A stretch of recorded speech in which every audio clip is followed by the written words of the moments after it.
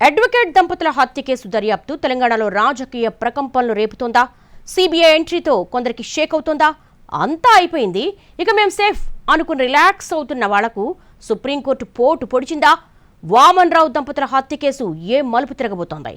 ఎవరిలో ఆందోళన పెరుగుతోంది? 4.5 ఏళ్ల క్రితం మంథని సమీపంలో జరిగిన న్యాయవాద దంపతుల గట్టు వామన్ రావు నాగమణి హత్య కేసు కొత్త మలుపు తిరిగింది. అప్పట్లో దేశవ్యాప్తంగా సంచలనమైన ఈ డబుల్ మర్డర్పై తెలంగాణ అసెంబ్లీలో కూడా చర్చ జరిగింది. కేసు కింద కోర్టు నుంచి ఢిల్లీ దాకా చేరుకుంది. దర్యాప్తు జరిగిన తీరు సరిగ్గా లేదని సిబిఐ చేత ఎంక్వైరీ చేయించాలంటూ సుప్రీంకోర్టు మెట్లెక్కారు వామన్ రావు తండ్రి కిషన్ రావు. సుదీర్ఘ వాదోపవాదనల తర్వాత కేసు దర్యాప్తును సిబిఐకి అప్పగించాలని ఆదేశించింది సర్వోన్నత న్యాయస్థానం. దీని మీదే ఇప్పుడు తెలంగాణ రాజకీయాల్లో ఉత్కంఠ పెరుగుతోంది. ఈ హత్యలో పొలిటికల్ లీడర్ల ప్రమేయం ఉందని ఆరోపిస్తున్నారు వామన్ రావు తండ్రి కిషన్ రావు. మృతుడు వామన్ రావు మరణ వాంగ్మూలంలో చెప్పిన వారిపై పోలీసులు కేసులు పెట్టలేదని, రాజకీయ ఒత్తిళ్ల నడుమే దర్యాప్తు సాగిందని, అసలు సూత్రధారులను ఉద్దేశపూర్వకంగా తప్పించారన్నది కిషన్ రావు ప్రధాన ఆరోపణ. మాజీ ఎమ్మెల్యే పుట్టా మధుకర్ పలు అక్రమాలకు పాల్పడ్డారని, ట్రస్ట్ పేరుతో నిధులు దుర్వినియోగం చేశారని, అలాగే మంథని మున్సిపల్ మాజీ చైర్పర్సన్ పుట్టా శైలజలకు వ్యతిరేకంగా కేసులు వేశారట వామన్ రావు.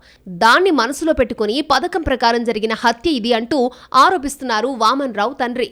ఈ పరిస్థితుల్లో ఇప్పుడు సిబిఐ దర్యాప్తునకు ఆదేశాలు రావడంతో పొలిటికల్ లింకులు బయటకొస్తాయా లేదా అన్న చర్చలు నడుస్తున్నాయి ఉమ్మడి జిల్లాలో. మర్డర్ జరిగిన తర్వాత స్థానిక పోలీసులు చేసిన విచారణ, కోర్టుకు సమర్పించిన ఛార్జ్షీట్లో హత్యకు పుట్టామధు దంపతులకు ఎలాంటి సంబంధం లేదని, కేవలం వ్యక్తిగత కక్షలతోనే వామన్ రావు దంపతులు హత్య జరిగిందని పేర్కొన్నారు. నిందితుల్లో పుట్టామధు మేనలుడు బిట్టు శ్రీను కూడా ఉన్నారు. హంతకులకు కావాల్సిన ఆర్థిక వనరులు, ఆయుధాలు, పారిపోవడానికి కారు కూడా బిట్టు శ్రీను సమకూర్చారని రిపోర్ట్లో పేర్కొన్నారు పోలీసులు. అప్పట్లో ఇది రాజకీయంగా పెద్ద దుమారమే రేపింది. ఆ తర్వాత సుప్రీంకోర్టులో దాదాపు 2 ఏళ్ల పాటు వాదనలు నడిచాయి. ఈలోగా తెలంగాణలో పొలిటికల్ సమీకరణాలు మారిపోయి అధికార మార్పిడి జరిగింది.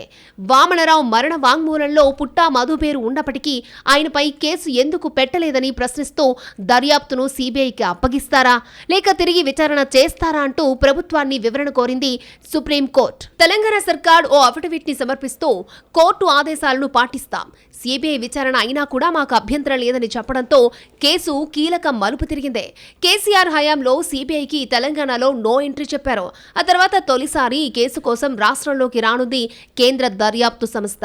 ఈ క్రమంలో విచారణ ప్రారంభం కాకముందే కొందరు అధికారులు, నాయకులు సిబిఐ ఫీవర్తో వణికిపోతున్నారట. తర్వాతి పరిణామాలు ఎలా ఉంటాయో అంతుపట్టక ఆందోళన పడుతున్నట్టు సమాచారం. ఎవరు చంపారు, ఎక్కడ చంపారన్నది ఇప్పటికే తేలింది. కాబట్టి చంపింది ఎవరు, మృతుని తండ్రి ఆరోపిస్తున్నట్టుగా పుట్టామధు పాత్ర ఉందా లేదా, ఆయన మేనలుడు బిట్టు శ్రీను ఎవరి ఆదేశాల మేరకు హత్యకు ప్లాన్ చేశారు అన్న అంశాల మీద సిబిఐ దృష్టి పెట్టే అవకాశం ఉందంటున్నారు. ఇప్పుడు వామనరావు మరణ వాంగ్మూలంతో పాటు అప్పటి ఫోన్ సంభాషణలు కీలకంగా మారబోతున్నాయి. పుట్టామధు దంపతులు ఎవరెవరితో మాట్లాడారు, కేసు విచారణలో అప్పటి అధికారులు వదిలేసిన అంశాలేంటి, ఉద్దేశపూర్వకంగా ఎవరినైనా విస్మరించారా అనేది తేలే అవకాశాలున్నాయి. మొత్తం మీద సమసిపోయింది అనుకున్న అంశం మళ్లీ తెరపైకి రావడం, ఏకంగా సిబిఐ రంగంలోకి దిగబోతూ ఉండడంతో ఇప్పుడు కొందరు రాజకీయ నాయకులు, అధికారులకు నిద్ర పట్టడం లేదన్నది కరీంనగర్ టాక్.